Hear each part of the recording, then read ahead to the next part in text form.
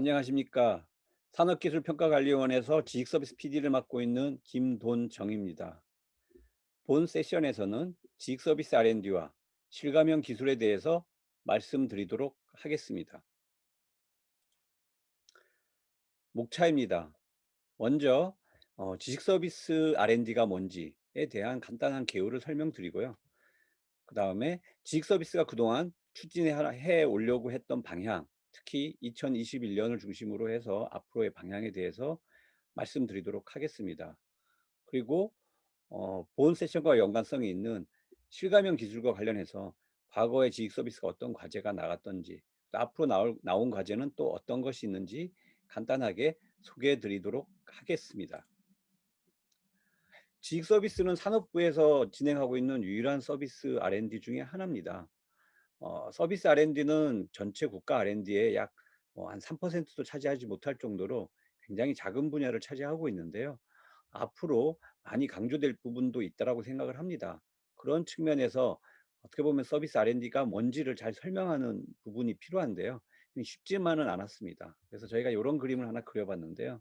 뭐 중국집에 가보시면 군만두를 공짜로 달라고 많이 하시지 않습니까? 그러니까 여러분들은 알다시피 서비스를 되게 공짜라고 생각하는 경향이 있는 거죠.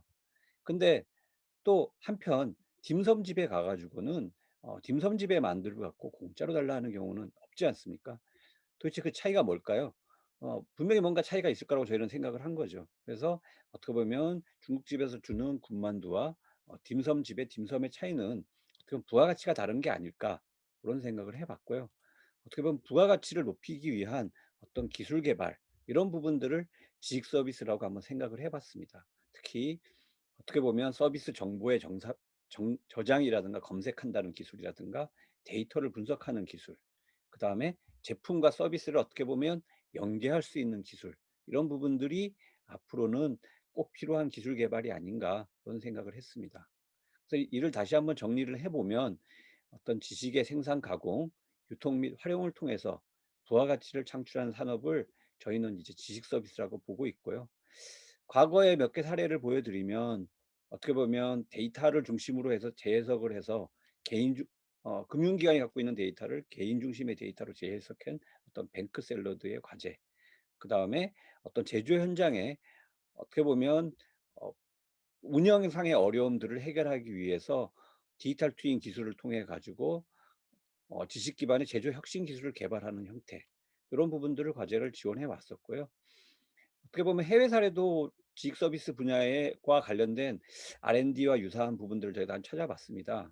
뭐 최근에 많이 나오는 기술이긴 하지만요.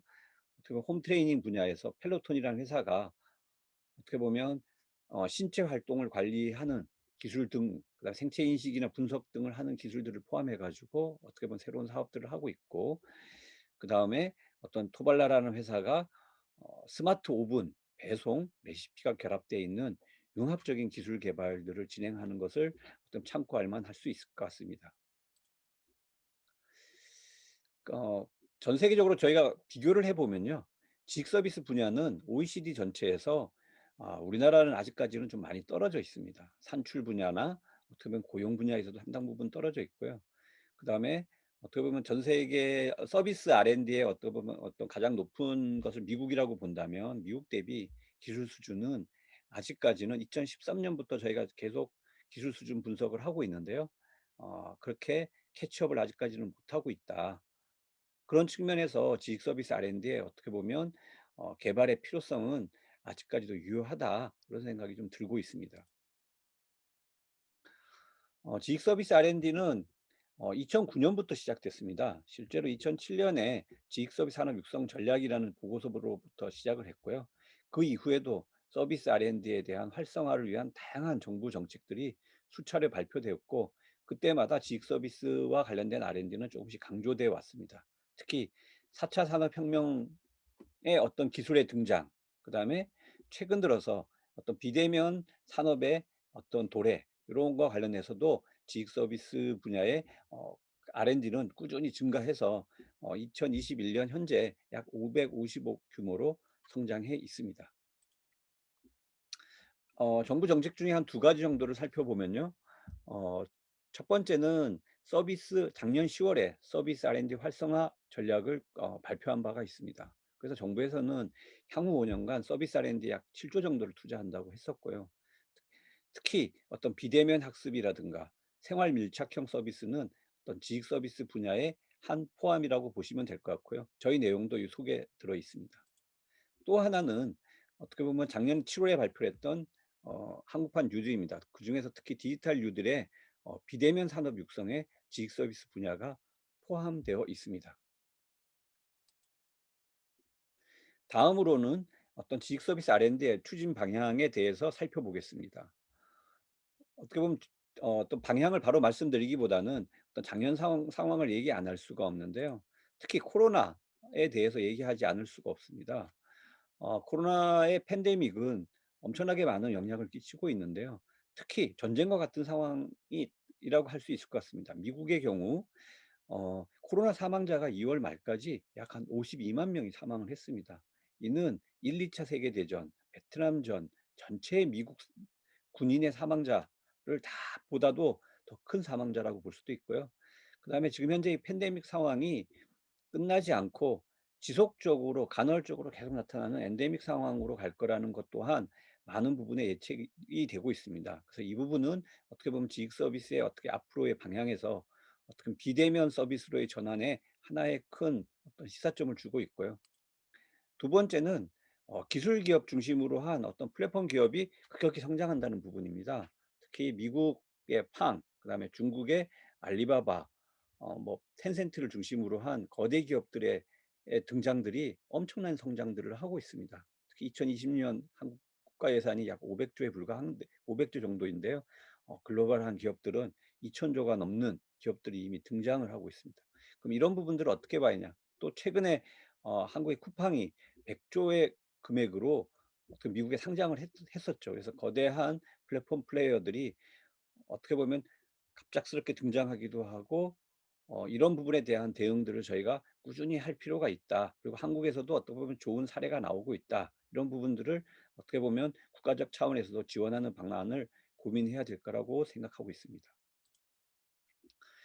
기술로 들어가 보면요.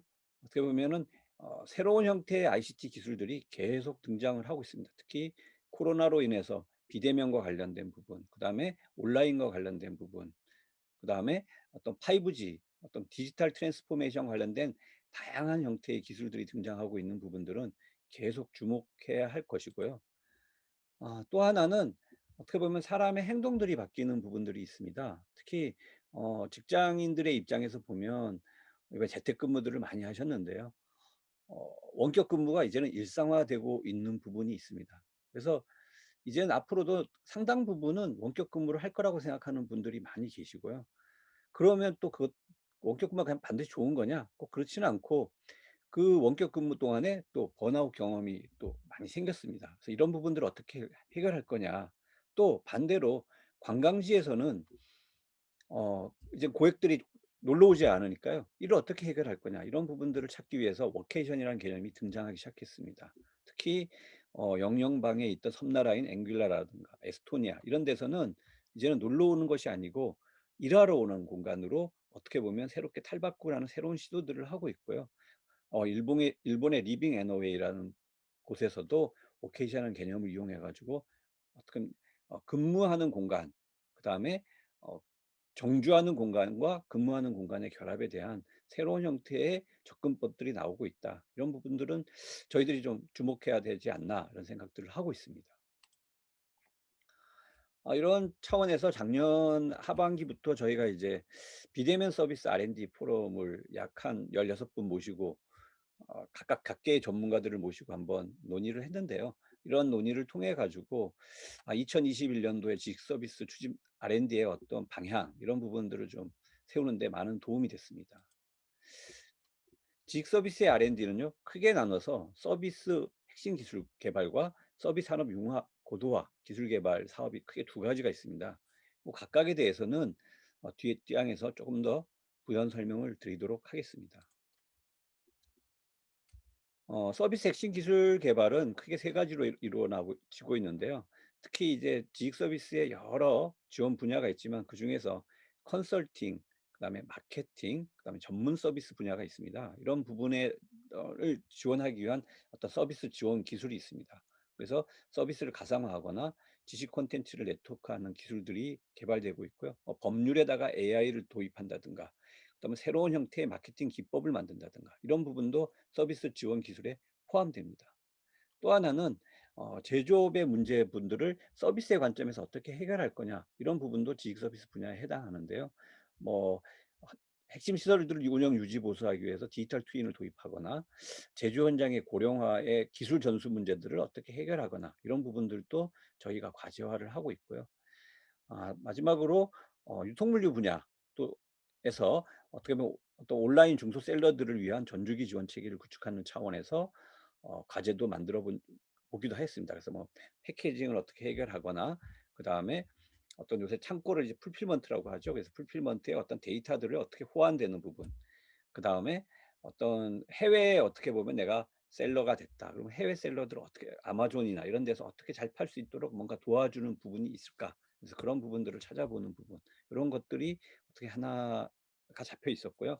그다음에 라이브 커머스, 요새 많이 라이브 커머스와 관련된 부분이 있죠. 근데 새로운 기술들이 계속 등장하면 가장 어려운 것들은 사회적 약자들이 그 부분을 이제 캐치업을 못 합니다. 그래서 고령자들은 어떻게 라이브 커머스를 이용하게 할 거냐. 또 반대로 소상공인들은 어떻게 보면 라이브 커머스와 관련된 기술들에게 어떻게 하면 잘 접목할 수 있을까? 이런 부분들에 대한 부분도 서비스 핵심 기술 개발에 포함이 되고 있습니다. 또한 서비스 융합 고도화에서는요, 크게 비대면 서비스 기술을 개발하는 걸로 고민을 하고 있습니다. 특히 원격 학습, 원격 교육, 원격 근무와 관련된 부분. 그래서 어떻게 보면 세상은 자꾸 실감화가 되고 있고, 소통과 공유의 부분에 대한 고민이 있고, 지능화, 맞춤형에 대한 고민이 있습니다. 이와 관련된 부분들을 결합해서 어떻게 보면 어떻게 좀 더 비대면 상황에 맞는 원격 학습, 원격 근무, 이런 부분들이 해결될까? 또 집이라는 공간이 재정이 되고 있다는 것도 다 잘 알고 계시죠? 어떻게 보면 서재가 근무 장소가 됐고, 공부방이 학교가 되고 있고, 그다음에 거실이 헬스장이 되고 있습니다. 이와 관련돼서 다양한 형태의 새로운 BM들이 등장하고 있는데요. 어떤 여가 생활과 관련된 부분, 건강 관리가 와 관련된 부분, 그다음에 인테리어, 어떻게 보면 집을 새롭게 바꿔야 되는 인테리어와 관련된 생활 공간 서비스, 이런 부분들이 새로운 형태의 기술로 어떤 융합 BM으로 나올 거라고 생각을 하고 있습니다. 특히 아까 다시 한번 말씀드렸던, 앞에서 말씀드렸던 워케이션과 관련된 원하는 장소에서의 업무와 휴식을 동시에 하는 어떤 통합형 형태 공간과 새로운 기술, 그리고 그다음에 BM들이 새롭게 만들어지는 부분에 대해서는 지식 서비스의 중요한 분야라고 저희들은 생각을 하고 있습니다. 마지막으로 본 세션에서 진행하고 있는 실감형 기술입니다. 실감형 기술에 대해서 그동안 진행되어 왔던 과제하고, 그다음에 올해 어떻게 보면 공고됐던 과제를 중심으로 해서 간략히 설명드리도록 하겠습니다. AR, VR 기술입니다. AR, VR 증강현실 방식의 다양한 기술들이 있는데요. 저희들은 이제 항공이라는 타깃을 잡아서 한번 20년 과제로 만들어 봤고요. 또 마침 항공업계가 되게 어려웠는데 이런 과제들은 어떻게 보면 '잘 내지 않았나.' 이런 생각도 하고 있고요. 주관 기관인 솔톡스에서 정부 출연금 33억 으로 3 년짜리 과제입니다. 그래서 5G하고 같이 결합돼 가지고 항공 정비를 하는 AR, VR을 다자 협동 방식의 정비 훈련 시스템 개발이라고 보시면 될 것 같고요. 또 하나, 그다음에 이제 항공에서의 비상 상황들을 어떻게 보면 좀 테스트하기가 쉽지가 않은데요. 요 부분에 대해서 어떻게 보면 새로 AR, VR이라든가 다양한 형태의 모션 플랫폼을 이용해 가지고 비정상 비행 상황에서의 객실 승무원들을 팀 단위로 협업할 수 있는 어떤 기술 개발을 하고 있습니다. 요 부분은 인노 시뮬레이션에서 진행하고 있습니다. 패션 분야도 어떻게 보면 새롭게 뭐 많이 나오고 있는 분야이긴 하지만, 어떻게 보면 새롭게 이제 정형, 비정형 데이터들을 조금 더 활용해 가지고 가상 피팅하고 좀 결합을 해 가지고 디자인 설계를 바로바로 반영하는 요런 형태, 그다음에 또 고객들한테 맞춤형으로 추천까지 하는 그런 형태의 서비스 기술 개발입니다. NH 다이캐스트에서요. 관여하고 본 과제를 수행하고 있고 약 28억 짜리 규모의 과제입니다. 또한 좀 중장기 과제도 있는데요. 5 년짜리 과제로 새로운 또 좀 더 어려운 형태의 기술 개발입니다. 그래서 디지털 트윈이라는 어떤 기술과 그다음에 요새 등장하고 있는 설명 가능한 AI, explainable AI 기술과를 결합을 해 가지고 어떻게 보면 집이라는 공간 자체를 어떤 새롭게 재정의하는 형태의 버추얼 월드를 어떻게 열하히 만들 거냐, 이와 관련된 기술 개발 사업이라고 보시면 될 것 같고요. 키스트가 주관하고 있고 약 60억 규모의 과제입니다. 교육의 글로벌도 굉장히 중요한데요. 최근에 이제 비대면 이 서비스가 등장을 하면서 어떻게 보면 교육의 영역을 새롭게 재정의할 수 또 있을 것 같습니다. 뭐 e스포츠라든가 케이팝이라든가 골프라든가 이런 부분들에 대한 교육이 과거에는 대면을 통해서 했는데 비대면을 통해서 글로벌로 진출할 수 있는 형태의 과제를 한번 만들어 보자. 그런 차원의 과제고요. 한 80억 규모의 대형 과제로 기획을 해 봤습니다. 홈 트레이닝 분야가 요새는 되게 고민 안 할 수가 없는데요. 저희도 이제 비대면 스포츠 트레이닝이라는 분야를 한번 어떤 동작 분석이라든가 코칭이라든가 이런 부분들을 가시화하는 기술을 개발하는 것을 목표로 잡고 있습니다.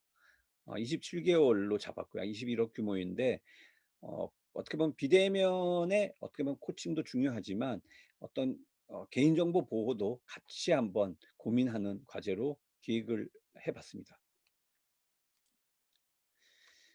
또 하나는 또 디지털 트윈과 어떤 엔지니어링 분야에 대한 기술 개발입니다. 어 어떻게 보면 엔지니어링이라든가 센서, 그다음에 3D 및 인공지능이 결합된 디지털 트윈을 기반으로 하고 있고요. 엔지니어링 중에서 특히 환경 설비, 공통적으로 플랜트가 갖고 있는 공통 설비 중에 하나인 이제 환경 설비에 대해서 안전 관리를 고려하는 유지 보수 서 고려해서 이제 유지 보수 서비스를 제공하는 기술 개발 사업입니다. 그래서 약 한 30억 규모의 과제고요. 앞으로 이와 관련된 과제들은 꾸준히 저희가 진행할 예정이고요. 비대면 서비스를 중심으로 해서 가상화 기술, 실감화 기술들을 계속 개발할 예정입니다. 짧은 시간 말씀 들어 줘서 감사합니다.